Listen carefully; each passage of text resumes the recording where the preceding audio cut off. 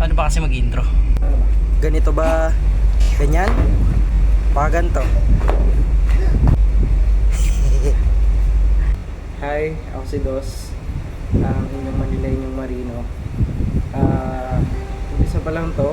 Ito yung pinakaunang video ko sa pag-vlog.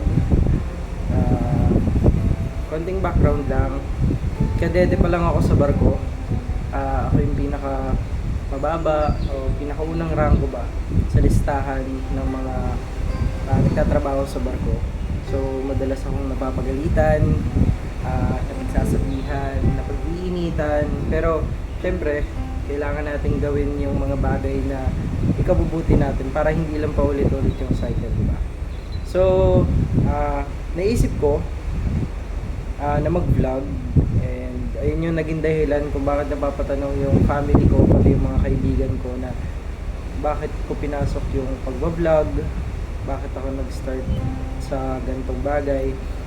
Ang sagot ko lang naman dyan is bakit hindi, kasi matagal-tagal ko na rin namang pinag-iisipan na magsimula sa pagbablog at kumuha ng mga video o raw pictures ba na walang filter, na nagsasabi kung ano nga ba talaga yung ginagawa sa barko, ano ba talaga yung mga kailangan o mga buhay ng pagiging isang seaman. So gusto ko ipakita yun. At isa pa sa mga dahilan kung bakit na gustuhan ko na gumawa ng video at gumawa ng content is dahil sa mga taong to. Mga iniidolo ko sila. Kunwari may lumalabas yan. Hindi. Yan yung mga taong nagbibigay sa akin ng idea kung paano mag-vlog. And syempre, yung pinaka-idol natin lahat sa pag-video tungkol sa maritime or sa pag-seaman is siya. Yeah, idol. Nagsisimula pa lang naman ako.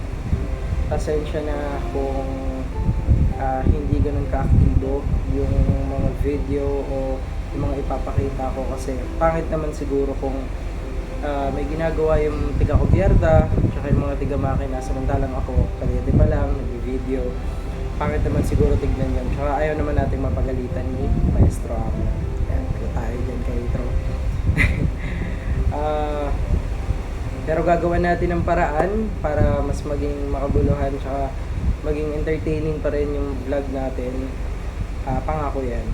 And malay nyo, sa panonood nyo sa vlog ko, mapatunayan nyo na hindi totoo yung si Manloloko. So yun lang, sana suportahan nyo yung mga susunod ko pang video and yung mga future contents ko, at lagi nyong tatandaan, mata sa langit, paa sa lupa.